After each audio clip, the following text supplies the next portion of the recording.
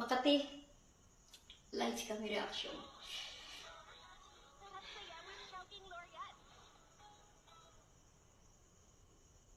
Hello?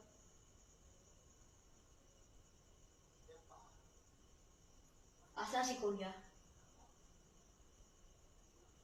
May trabaho siya? Bakit hindi siya napaalam sa akin? Bakit papayag ka talaga ng trabaho siya? Bakit hindi siya napaalam sa akin, ha? Ikaw talaga, ha? Pati yung kapait natin, dapat talaga hindi na paalam? Tama ba yan? Hoy, ikaw lalaki, ha? Kinausap pa kita, bakit umalis ka?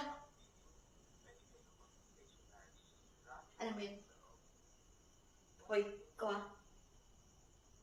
Bakit mo talaga pinag-alam mo ng kapatid ko? Ganun yung ginawa mo sa magulang mo na tinuruan mo kapatid kong hindi pa alam? Hindi ka talaga dito. Kapatid ko yung asawa ko.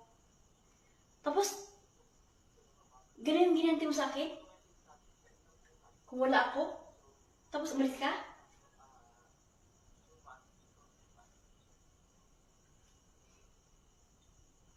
Sorry kuya. Hindi mo ko sinasadya eh.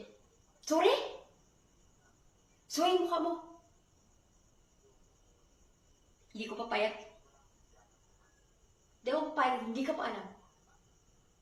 Dahil sa kapatid ko. Alam mo bakit ha? Hindi kita kaan-ano. Kaan-ano ba kita? Pamangkin? Style mo bulok. Ano sa baba? Bulok ako? Baka ikaw. Gago ito ng lalaking yun eh. Magaling mo itong kapatid.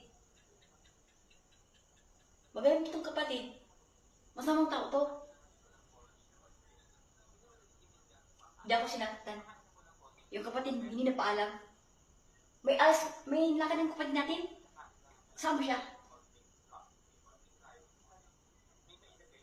Punta na Manila. Iniwan lang tayo, walang paalam. Dapat talaga. Di ako papayag, iniwan lang tayo. Kasi siya nag-alaga kay nanay, tapos iniwan natin. Bago naman namatay yung inahin natin, tapos iniwan pa rin tayo. Ganun ba yun? Ikaw. Ikaw dapat talagang inipin din na natin, ang magulang natin. Wala akong papayag, talagang umalis natin sa buong pamilya. Ayaw sa gusto ko, at sa ating magulang natin, dapat talaga umalis ka na.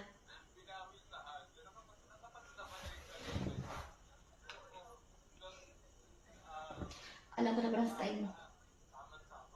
Kung sa ayaw sa gusto ko talagang hindi ako papayag at hindi papayag yung buong pamilya natin.